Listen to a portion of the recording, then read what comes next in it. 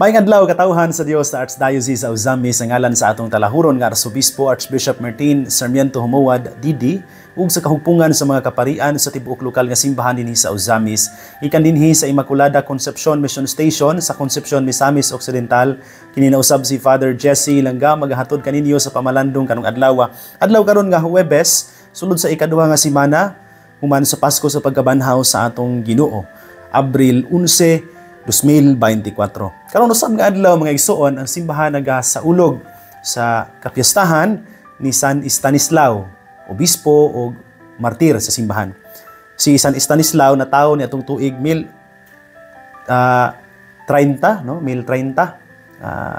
1030 dito sa Krakow, sakop sa nasod sa Poland. Halangdon ang iyang pamilya. Si San Estanislao murag nahimong anak nga tubag sa pagampo sa iyang mga ginikanan nga niadtong mga panahona dahang nanganak niya tiguang na mga duna na ipaginaron mga idarana. Human sa kamatayo sa iyang mga ginikanan gibahin-bahin ni Stanislao ang iyang mga nasunod nga mga kabtangan ikan sa iyang mga ginikanan ngadto sa mga kabus. Nagtuon siya dito sa Krakow. Ang lugar pod nga didto pod siya nahimong naordinahan isip pari. Human siya naordinahan isip obispo sa Krakow, nahimo siyang masibuton nga tigduso sa kabaguhan. Mainiton nga magsasangyaw sa pulong sa Dios ug manggihatagong magtatabang gyud sa mga kabus, Maila nato sa iyahang pagbahin-bahin lang daan sa iyahang kabtangan nga nasunod sa iyang mga ginikanan ngadto sa mga kabus. Tungod sa iyang pagkaprangka kon mo istorya, gisaway niya ang hari niadtong panahona si King Bulislaus II. O gitiwalag pagani niya ang hari tungod sa pagdumili niini nga maghinulsol sa iyang mga sala. Nasuko pag-ayo ang hari og misugo sa iyang mga sundalo nga patyon si Stanislao. Midumili siya midumili sila pagtuman, hinungdan nga ang hari na mismo ang mipatay kaniya, samtang naghalad siya sa balaang sakripisyo sa misa niadtong tuig 1079. Tiaw mo na, ang hari ni sugo nga patyon si San Estanislao, pero ang mga sundalo wala mo tuman sa iyang sa sugo sa hari. Mao ang hari na mismo ang mipatay kang San Estanislao. Ang ebanghelyo nga atong kamalandungan karong adlaw mga igsoon atong kutluon gikan sa ebanghelyo sumala ni San Juan.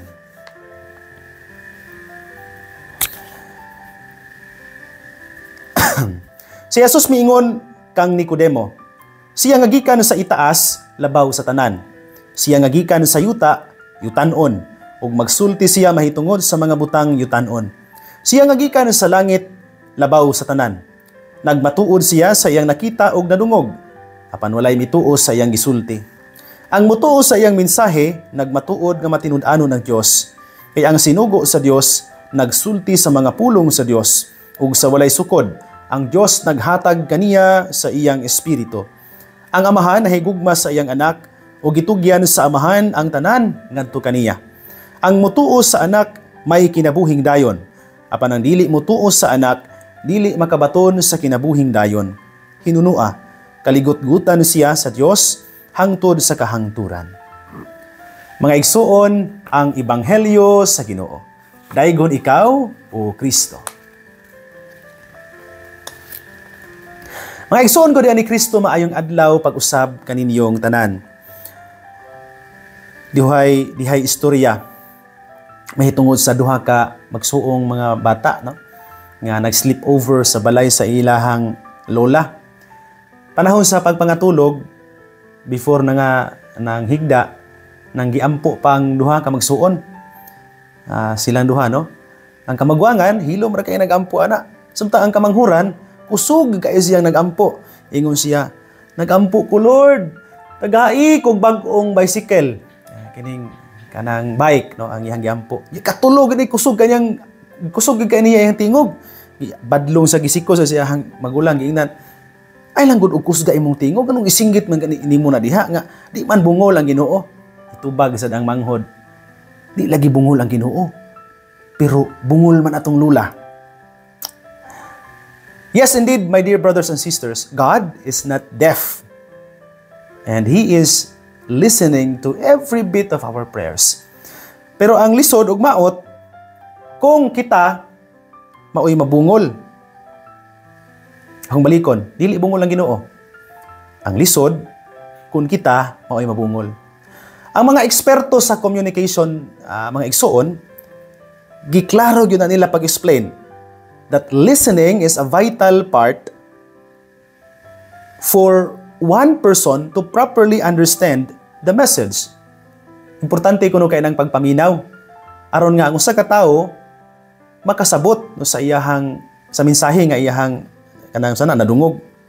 Pero despite the importance of listening, my dear brothers and sisters, murag daghan kay nato nga murag lisuran sa pagpaminaw. In fact, daghan nato nga mas ganahan nga maoy magyaw-yaw kaysa maminaw. Daghan nato nga murag mostly kanang maoy musulti. Kanahan ta kita musulti, kita mo'y paminawon. Pero kung kita na gani mo'y papaminawon, murag maglaroy-laroy ang atong unahuna o ang atuang sana kanang dalunggan. Gani daghan sad nato mostly nga ganahan ta tuod pod maminaw pero pilion nato kuno sa itong paminawon. O ganahan nato o ganahan ta nga kung naatay paminawon, pilion ra sad nato kuno sa atong sabton. Lisod ni mga igsoon. Why? Because speaking often requires seeing and hearing at the same time or listening at the same time. Magpuyo gyud ang duha kanang makakita ka nya makadungog ug makasabot sa imong ipaminaw. In order for you to give testimony to something, you have to listen to that words or to that message, then understand it the way it has to be understood. Kinahanglan nga atong paminawon unya sabton sa paagi nga gusto siya nga masabot sa nagsulti o nagsangyaw. Ako nigisulti ninyo mga isuon tungod kay diha sa ebanghelyo karong adlaw, dunay gihisgutan si Jesus ug iyang gisulti ngaron kang Nicodemus. Jesus is speaking about the one who comes from above and testifies to what he has seen and heard. Naghisgot ang ebanghelyo may tungod dinhi usa kanila lang nga gikan sa itaas nga naghatag og testimonya sa iyang nakita og nadungog. Pero wa may naminaw matud pa sa ebanghelyo, no one accepts his testimony. Still, ang nakanindot tungod kay bisag way naminaw niya, he continues to speak the word, padayon niya, to speak the word of God. He proclaims the same message bisan pa og daw walay namati og naminaw sa iyahang gisulti. The same message of the Father's love for him and for everyone. Ngano? Tungod kay naminaw man siya sa amahan o gisabot niya ang amahan. If speaking, therefore, my dear brothers and sisters, is the consequence of listening, then importante day kaayo nga maminaw kita ug mohatag og insaktong pagtagad to the kind of people and issues that we need to listen to. We cannot expect ourselves to think smart and talk sensible if we listen merely to trash words and shallow utterances. Maminaw gyud ta pag-ayo mga igsoon. Og sabto nato pag-ayo ang mensahe nga palapnag sa atong mga dalunggan. Mauni nga importante kay dinhi ang tahas sa pagsasangyaw ug ang tahas sa naminaw. So alang namo mga kaparian, importante kay ini nga kami pod sa among mga pagpamalandong ug pagwali, ang among mga wali ug pamalandong haom sa kung unsay mensahe nga gikan sa Dios gusto niyang ipaambit, no? Pinaagi namo ngadto sa mga tao. Mauni nga kaming mga kita dili raman kami mga pari gyud tungod kay by virtue of our baptism we are all called to become disciples of Jesus, no? And by disciples we are tasked to proclaim the gospel. We are tasked to preach the gospel. No, not merely by words, no. Akong balikon dili ra kaming mga pari yun, no. Technically, well, tungod tingali sa among tahas si pari, mawali, pero ang tanan nga mga binunyagan unay tahas nga mahimong tigsangyaw sa ebanghelyo. Nya, di ta malimot ha. Ako na ni nasulti sa uban akong mga pamalandong. Ang word nga disciple, which is the derivative of the word discipline, gikan na siya sa Latin nga word discere, which means to learn from, and to become, the disciple should become like the master. To become like the master. O to learn, not only to learn, but to become like the master. Unang naatay mga field of disciplines. Itawag na ito na, field of discipline. Field of theology, philosophy, field of medicine, and field of kining law. Naatay, gitawag na sa discipline tungod kay diha sa imong pagtuon, mahimo kang susama sa imuhang magtutudlo. So kami pod, mga magsasangyaw, kinahanglang maminaw og ayo, mamalandong. Kinahanglan, importante kay na. Mamalandong, sa dili pa maghimo sa among mga wali, di kay mo diretso lang pud og wali, no? Tahas kay na, hagit kay na namo, no? Kay usahay murag mo play sa mga nahuna nga, nibalik naman ning ebanghelyohan, no? Diretso na katulang ato ang ikuan yagin tuig, no? Katong pamalandungan yagin tuig. Tungod kay naa may mga haom kay nga mga issues. And mo gani usa sa mga napamalandungan nako. Every day, bisan pagabalik-balik ra ng ebanghelyo sulod sa mga tuig, na ay bag-ong mensahe ang Ginoo from that same gospel you reflect on before or previously. So importante kay ni nato no nga mamalandong sa mga butang nga gusto ipasulti sa Ginoo nato. So we have as well, balikon nako, to listen to God. Pray over the gospel nga gusto nato isangyaw, labi namo ng mga pari, no? Sa amo ang paghimo sa mga wali. And kamo pod nga naminaw, importante si kay nga magkapaminaw ug makasabot sa among gisulti di as wali, no? Napay daghan kay nga murag ganahan ra pud nila paminawon, pilion ra ba, no? Pilion ra tong si ganahan katong dili gani, siya medium iran lang, no? Uso ra man na karon. Gani dunay survey karon sa US nga basta maghisgot kani ang pari o ang pastor o kining love of God, aminaw ginatanan ng mga tao, pero maghisgot na gani nag morality, sala, judgment, end times, no? Maghisgot na gani ang mga butangin, hanglang maghinulsulo sa mga sala, murag mangyamid ng mga tao tungod kay tinuod, murag convince sila nga love sila sa Ginoo, pero dili sila ganahan ba nga pahinumduman sila kanang gugma sa Ginoo na ay katumbas nga pagpaningkamot no sa kaugalingon aron nga mahimong haom kita nga mga recipient of the love of God.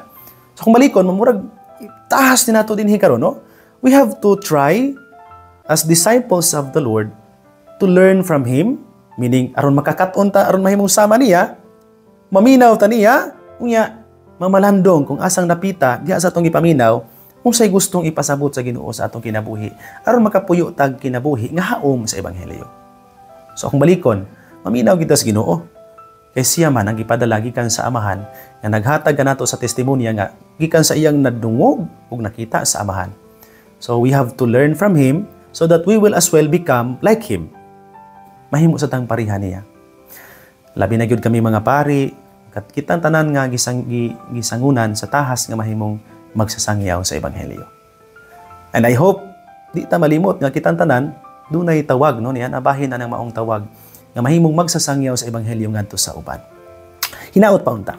Mga igsoon ko diha ni Kristo din hinalang kukutob kay murag nataas na gani akong pamalandong, akong balikon akong pasalamat sa tanan nga nagsunod kanato nining atong programa. Salamat kay ninyo sa inyong makanunayon nga pagsunod nato nining programa. Akong greetings di ay gahapong adlaw bago nagka-realize nga ato aday mga listeners, dili na day ni mga laiko na apon tay mga listeners nga mga kaparian. Labi na gyud diha sa St. Mary's Theologate, akong greetings kang Father Rector na to diha, Father Joel Monte de Ramos, nga nahimo sad namong rector kanhi ay sa dito pa mi sa College Seminary hantud nga nag-theology, no. Salamat kaayo Pads Joel, no, sa mga tambag, mga pahinumdom, no, gikan nimo. Salamat kayo.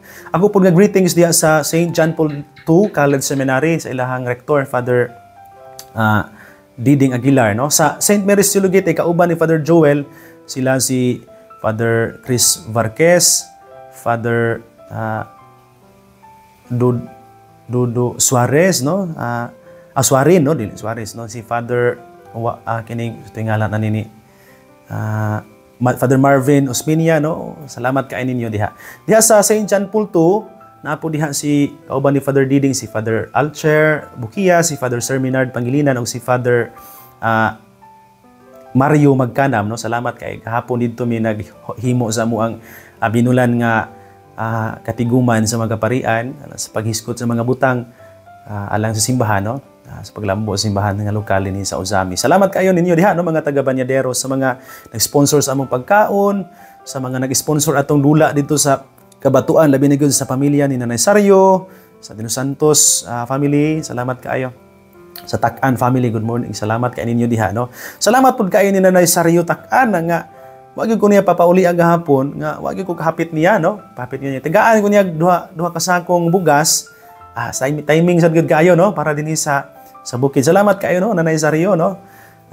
Thank you kaayo. Salamat pud kayo ni Nanay Helen Novo, no. Gahapon niapit ko niya kay nangayo kong tula sa manok. Tagaan ko niya og tahop. Salamat kayo, Nay, no. Nanay Helen Novo sa imuhang pagkamanggihatagon. Nihapit sad ko gahapon ni Bishop kay akong pangayo ang iyang inilisan nga ligid. Salamat kayo, Bishop, no, sa imuhang pagka amahanon kaayo gyud, no, nga huna-huna gyud magatiman pud namo imong mga anak diha sa orden sa pagkapari. Salamat kay Bishop sa imuhang ligid, no, nga akong gigamit yun, gwapo gyud kayo, no, lami kay paminawon inigdagan na anak bitaw sa kinan. Salamat kayo, Bishop. Ako pod nga pasalamat ni Judge Nympha Sitaka og ni Tito Nick Sitaka, no, dito pod ko gahapon i-serban mi nila og kining juice, no. Salamat kayo sa bugnaw nga juice, Mami og Tito Nick, no. Dayon tagaan pod ko niya og mga pulo, no. Muna akong gisuot karon. Salamat kayo ning pulo nga gwapo gyud kayo, no, Tito Nick, no. Sitaka, salamat kayo. Sa tanan nga nagsunod dinhi atong programa, ako pod nga pasalamat sa mga suki natong tigpaminaw nga karong adlaw na sila mga panimalay nanikay-sikay samtang naminaw nining pamalandong. Akong timbaya, may adlaw may buntag kaninyong tanan, no. Salamat kaayo sa inyong pagsunod ug pagpaminaw nining programa. Ako pod nga greetings karong adlaw adto ko sa sitio Palo 4 sakop sa Bagong Nayon sa buntag para maghimo sa ilang binulan nga misa, ug sa sitio Kuyot sakop gyapon sa barangay Bagong Nayon, no. Mo ni mga bukid nga mo ni pinakalagyo nato mga kapilya dinhi, no, nga magtuon gyud baklayo nato.